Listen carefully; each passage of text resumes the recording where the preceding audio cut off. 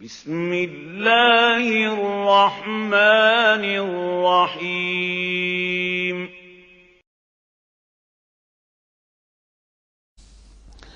هو الذی خلقکم من طین ثم قضى اجلا، وہی ہے کہ جس نے تمہیں بنایا ہے گارے سے اور پھر ایک وقت مقرر کر دیا ہے۔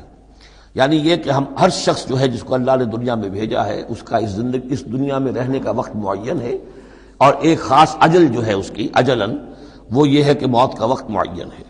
وہ اجل مسمى عنده، اور ایک اور ہے مقرر وقت اس کے پاس۔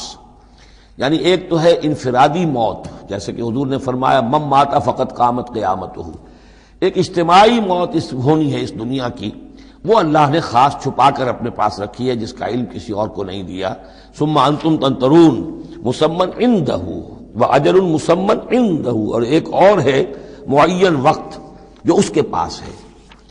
ثم انتم تمترون، لیکن تم شک کرتے ہو۔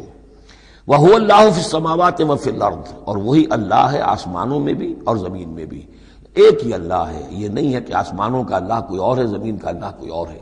ہاں فرشتے ہیں، فرشتوں کے طبقات ہیں، زمین کے فرشتے ہیں، فضا کے فرشتے ہیں، آسمانوں کے فرشتے ہیں، ہر آسمان کے فرشتے ہیں، پھر یہ کہ ملائکہ مقربین ہیں، لیکن ذات باری تعالیٰ تو ایک ہی ہے۔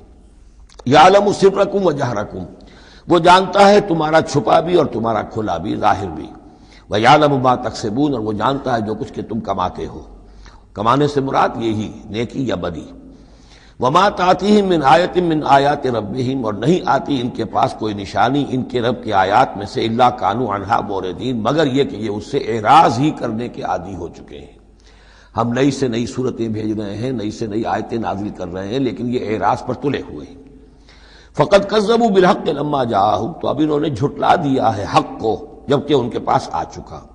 اب یہ قد کذبوا جو ہے اس کا اندازہ کیجئے آپ کہ چونکہ یہ مکی دور کے آخری زمانے کی صورتیں ہیں، تو گویا کہ 12 برس تقریباً ہو چکے ہیں حضور کو دعوت دیتے ہوئے۔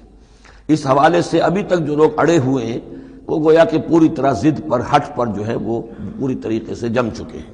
فقد کذبوا، بے شک جھٹلا چکے ہیں ان لوگوں نے، جھٹلا دیا ہے بالحق حق کو، لما جاءہم جب کہ ان کے پاس آیا۔ فسوف یاتیہم انباء ما كانوا به یستہزئون، تو اب جلد ہی ان کے پاس آ جائے گی حقیقت اور خبر ان چیزوں کی جس کا یہ مذاق اڑایا کرتے تھے۔ یعنی یہ مذاق اڑاتے تھے کہ عذاب عذاب عذاب، دھمکی دیتے ہوئے محمد کو 11 سال ہو گئے، 12 سال ہو گئے، کان پک گئے ہمارے، عذاب آئے گا عذاب آئے گا عذاب آئے گا، کوئی عذاب آیا نہیں، خالی دھونس جماتے ہیں۔ تو اس کا جو استہزاء کرتے تھے، اب عنقریب وہ دور شروع ہو رہا ہے کہ پھر جن چیزوں کا یہ مذاق اڑایا کرتے تھے اس کی حقیقت ان پر کھلنی شروع ہو جائے گی۔ یہ سمجھ لیجئے کہ اس جو گروپ کی 2 صورتیں ہیں، یہ مکیات انعام و اعراف، اس کے بعد سورہ انفال اور سورہ توبہ میں مشرکین مکہ کے لیے عذاب الہی کا بیان ہے، اس لیے کہ عذاب کی پہلی قسط ان پر غزوہ بدر میں آئی ہے، لہذا غزوہ بدر پر مشتمل ہے اس کے حالات پر سورہ انفال، اور ان کے عذاب کی آخری صورت وہ ہے کہ جو سورہ توبہ میں آئی ہے۔ لہذا یہ 2 صورتیں کہ جو مشرکین مکہ یا مشرکین عرب پر اتمام حجت کی صورتیں ہیں، انعام و اعراف، ان کو جمع کر دیا، اور پھر ان پر عذاب الہی کی جو صورتیں ہیں، ایک ابتدائی اور ایک اختتامی شکل کی حامل، ان دونوں کو یکجا کر دیا، تو 2 مکی 2 مدنی کا یہ گروپ بن گیا۔ الم یروا کما اہلکنا من قبلہم من قرن مکناہم فی الارض ما لم نمکن لکم، کیا انہوں نے دیکھا نہیں کہ کتنی ہی ہم نے نسلوں کو اور قوموں کو ہم نے ہلاک کیا جنہیں ہم نے زمین میں تمکن عطا فرمایا تھا جو تمہیں عطا نہیں کیا ہے۔ قوم عاد کتنی زبردست قوم تھی، اسی جزیرہ نما عرب میں آباد تھی، تمہیں اس کے حالات کچھ معلوم ہیں، قصے تمہیں معلوم ہیں۔ قوم سمود کتنی بڑی قوم تھی، جتنا دبدبا اس کا تھا، جس طرح کہ اس نے اپنے پہاڑ تراش کر اور چٹانیں تراش کر محل بنائے تھے، ذرا تصور کرو اے قریش مکہ، تمہیں تو وہ چیزیں نصیب بھی نہیں ہوئی ہیں۔ تو جب ہم نے انہیں ہلاک کر دیا، وَأَرْسَلْنَا السَّمَاءَ عَلَيْهِم مِّدْرَارًا، اور ہم نے ان پر آسمان بھیجا موسلا دھار، یعنی ان پر خوب بارشیں برسائیں ہم نے، اور بارش ظاہر بات ہے ماہ مبارکہ ہوتا ہے، اس سے زمین کی رویدگی نکلتی ہے۔ وَجَعَلْنَا الْأَنْهَارَ تَجْرِي مِن تَحْتِهِمْ، اور ہم نے دریا بہا دیے، نہریں بہا دیے ان کے دامن میں، ان کے نیچے۔ فَأَهْلَكْنَاهُمْ بِذُنُوبِهِمْ، تو ان کو بھی ہم نے ان کے گناہوں کے پاداش اور اعراض اور کفر کے پاداش میں ہلاک کر دیا۔ تو مطلب یہ ہے کہ پھر تم کس کھیت کی مولی ہو، تم کیا سمجھتے ہو کہ تمہارے ساتھ اللہ تعالیٰ کی سنت اور اللہ کا قانون بدل جائے گا؟ وانشانا من بعدہم قرنا آخرین، اور ہم نے ہر ایک کو ہلاک کرنے کے بعد پھر ایک اور قوم کو اور ایک اور نسل کو اٹھا دیا۔ وَلَوْ نَزَّلْنَا عَلَيْكَ كِتَابًا فِي قِرْطَاسٍ، اب یہ اصل میں اس آیت کو سمجھ لیجیے، آیت نمبر 7 جو ہے یہ اس سورہ مبارکہ کا سب سے بڑا مرکزی مضمون ہے کہ حضور پر آخری دباؤ ڈال دیا تھا قریش نے کہ آپ اگر رسول ہیں اور رسالت اپنی ہم سے بنوانا چاہتے ہیں تو کوئی حصی معجزہ ہمیں دکھائیے، ایسا معجزہ جو اب آپ اپنی آنکھوں سے دیکھیں، مردہ کو زندہ کیجئے، آسمان پہ چڑھ کے دکھائیے، مکے میں ابھی کوئی باغ بنا دیجئے، یہاں کوئی چشمہ نیا نکال دیجئے، کوئی سونے چاندی کا محل دکھا دیجئے، آسمان سے اترتے ہوئے کتاب لے کر اترتے ہوئے ہم دیکھیں آپ کو۔ تو یہ ان کی طرف سے تقاضا جو ہے زور پکڑتے پکڑتے پکڑتے، اور یہ آپ دیکھیں کہ مسلسل چلے گا معاملہ۔ اب یہ اللہ تعالیٰ کی طرف سے فیصلہ یہ تھا کہ ہم نے ایسا کوئی معجزہ نہیں دکھانا۔ اب یوں سمجھیں آپ کہ یہ چکی کے دو پارٹ تھے جن کے درمیان حضور صلی اللہ علیہ وسلم کی ذات آ گئی۔ بظاہر لوگوں پر یہ اثر پڑ رہا ہے کہ بھئی ہمارے جو یہ سردار ہیں قریش کے ٹھیک ہی تو کہہ رہے ہیں، عوام الناس کے اوپر یہ اثر پڑ رہا ہے کہ یہ رسالت کے مدعی ہیں، نبوت کے مدعی ہیں، موسیٰ نے کیسے معجزے دکھائے تھے یہ خود بتاتے ہیں، عیسیٰ نے کیسے معجزے دکھائے تھے یہ خود بیان کرتے ہیں، کیا وجہ ہے پھر کیوں نہیں معجزہ دکھاتے؟ تو گویا کہ ان کے لیڈروں نے عوام کی مت مار دی تھی، اور عوام جو ہیں وہ کہہ رہے تھے کہ گویا کہ ان کی حجت محمد پر قائم ہو چکی ہے صلی اللہ علیہ وسلم۔ ادھر اللہ کا فیصلہ یہ ہے کہ ہم نے ایسا معجزہ نہیں دکھانا، جو بھی حق کا طالب ہے قرآن ہم نے نازل کر دیا ہے، یہی معجزہ ہے۔ تو یہ جو ہے رد و قضا اس میں جو ہو رہی ہے، اور اس میں واقعہ یہ ہے کہ کسی جگہ پر تو جا کر انسان کانپ اٹھتا ہے تصور کر کے کہ حضور صلی اللہ علیہ وسلم کی جو جان تھی، جان مبارک آپ کی کس قدر ضیق میں آ چکی تھی۔ ادھر اللہ کا فیصلہ اٹل ہے، ہم نے نہیں دکھانا، ادھر وہ کہہ رہے دکھاؤ، اگر تم ہو واقعی، اگر نبی ہو رسول ہو تو معجزہ کیوں نہیں دکھاتے؟ تو اس کے درمیان گویا کہ ان کے لیے، اور یہ اس کا مرکزی مضمون ہے سورت کا، اور کچھ آگے چل کر جب یہ اپنے کلائمیکس کو پہنچے گا تو واقعہ یہ کہ رونگٹے کھڑے ہو جاتے ہیں۔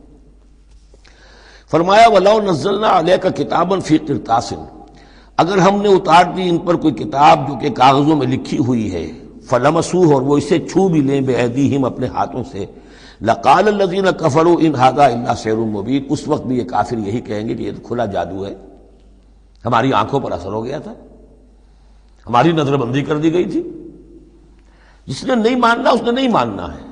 البتہ ہوگا کیا، ہم ایسا معجزہ دکھا دیں گے تو مہلت ختم ہو جائے گی، پھر فوراً عذاب آئے گا۔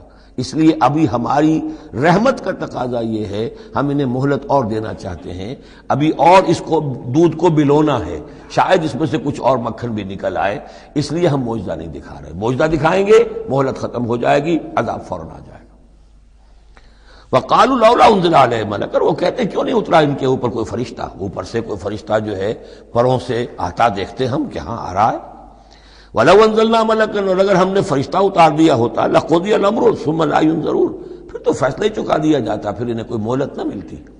یعنی یہ کہ یہ ساری جو آزمائش ہے اس دنیا کی زندگی میں، وہ تو غیب کے پردے کی وجہ سے تو آزمائش ہے، غیب کا پردہ اٹھ جائے امتحان ختم، پھر تو نتیجے کے ڈکلیئر کرنے کا وقت آ جائے گا۔ یہ تو امتحان جو ہے سارا وہ اس غیب ہی کی وجہ سے تو ہے۔ وَلَوْ جَعَلْنَاهُ مَلَكًا لَجَعَلْنَاهُ رَجُلًا، اور اگر ہم اسے فرشتہ بنا کر بھیج بھی دیتے، کسی بجائے محمد کے صلی اللہ علیہ وسلم کسی فرشتے کو نبی بنا کر بھیجتے، تو اسے بھی ہم نے انسان بنا کر بھیجنا تھا، انسانوں کے لیے بھیجنا تھا نا۔ فرشتوں میں بھیجنا ہوتا تو فرشتے بھیجتے، جب انسانوں میں بھیجنا تھا تو انسان ہی کو بھیجنا تھا۔ وَلَلَبَسْنَا عَلَيْهِمْ مَا يَلْبِسُونَ، اور جو اس وقت التباس ان کو ہو رہا ہے وہ التباس اس وقت بھی ہو جاتا۔ جیسے کہ حدیث جبرائیل جو ہے اس میں ہمیں معلوم ہے، حضرت جبرائیل علیہ السلام ایک انسانی شکل میں آئے تو لوگوں کو کیا پتا چلا کہ یہ جبرائیل ہے، وہ انسانی شکل میں آئے۔ وَلَقَدِ اسْتُهْزِئَ بِرُسُلٍ مِّن قَبْلِكَ، اور اے نبی آپ دل گرفتہ نہ ہوں، آپ سے پہلے بھی تو رسولوں کا اسی طریقے سے مذاق اڑایا گیا، یہ صرف آپ پہلی مرتبہ نہیں ہے۔ قُلْ مَا كُنْتُ بِدْعًا مِّنَ الرُّسُلِ، اے نبی کہہ دیجئے کہ میں کوئی نیا نویلا رسول نہیں ہوں، مجھ سے پہلے بہت رسول آئے، لیکن یہاں بات اللہ کہہ رہے ہیں وَلَقَدِ اسْتُهْزِئَ بِرُسُلٍ مِّن قَبْلِكَ، اے نبی آپ سے پہلے بھی جو رسول آئے ان کا مذاق اڑایا گیا۔ حضرت نوح کا کیسا کیسا مذاق اڑا ہوگا، 950 برس تک اڑا ہوگا۔ آپ کو تو ابھی 10-11 برس ہوئے ہیں، وہ 950 برس تک ہمارے اس بندے نے جو ہے وہ جھیلا ہے سب کچھ۔ فَحَاقَ بِالَّذِينَ سَخِرُوا مِنْهُمْ مَا كَانُوا بِهِ يَسْتَهْزِئُونَ، بالآخر پھر گھیر لیا ان لوگوں کو کہ جو ہنسی مذاق اڑاتے تھے اسی چیز نے جس کا وہ استہزاء کرتے تھے۔ معاملہ وقت کا ہے، ٹائم فیکٹر کے سوا کچھ نہیں ہے۔ ابھی آپ کہہ رہے ہیں کہ کوئی جلدی سے ان کو دکھائی دیا جائے تاکہ ان کی زبانیں تو بند ہو جائیں کم وقتوں کی، لیکن یہ کہ نہیں، اب ہماری حکمت میں ابھی نہیں ہے کہ ہم کوئی ایسا معجزہ دکھائیں۔ قل سیروا فی الارض ثم انظروا کیف کان عاقبۃ المکذبین، اے نبی ان سے کہیے گھومو پھرو زمین کے اندر اور دیکھو کیا انجام ہوا ہے جھٹلانے والوں کا۔ تمہارے ہی اس جزیرہ نما عرب میں قوم عاد، قوم ثمود، یہ سب کے سب تھے، اور جب تم جاتے ہو شام کی طرف سفر کرتے ہو، قافلے لے کے جاتے ہو، تو وہاں قوم مدین کے مسکن بھی آتے ہیں، قوم لوط کے شہر بھی آتے ہیں، یہ سب تم دیکھتے ہو۔ قل لمن ما فی السماوات والارض قل للہ، ان سے پوچھئے کس کا ہے جو کچھ کو ہے آسمان اور زمین میں، پھر کہہ دیجئے اللہ کا ہے۔ کتب علی نفسہ الرحمہ، اور یہ اصل میں کہنا کس اعتبار سے ہے کہ مشرکین مکہ بھی یہ مانتے تھے مالک اور خالق اللہ ہے۔ ہمارے معبودوں کا مسئلہ تو یہ ہے کہ ہؤلاء شفعاؤنا عند اللہ، یہ ہماری شفاعت کریں گے اللہ کے پاس۔ وہ یہ تو نہیں کہتے تھے کہ لات اور منات اور عزا نے اور ہبل نے دنیا پیدا کی ہے، ایسے قودن نہیں تھے، وہ کہتے تھے اللہ نے پیدا کیا۔ وَلَئِن سَأَلْتَهُم مَّنْ خَلَقَ السَّمَاوَاتِ وَالْأَرْضَ لَيَقُولُنَّ اللَّهُ، اے نبی آپ ان سے پوچھیں گے آسمان و زمین کس نے بنائے، کہیں گے اللہ نے بنائے۔ تو وہ کوئی کائنات کی تخلیق میں، اس کے مالک ہونے میں شرک نہیں کرتے تھے۔ شرک ان کا کیا تھا، یہ بڑے چہیتے ہیں، لاڈلے ہیں، اونچے مقام ہے، یہ ہمیں چھڑوا لیں گے، یہ شرک تھا۔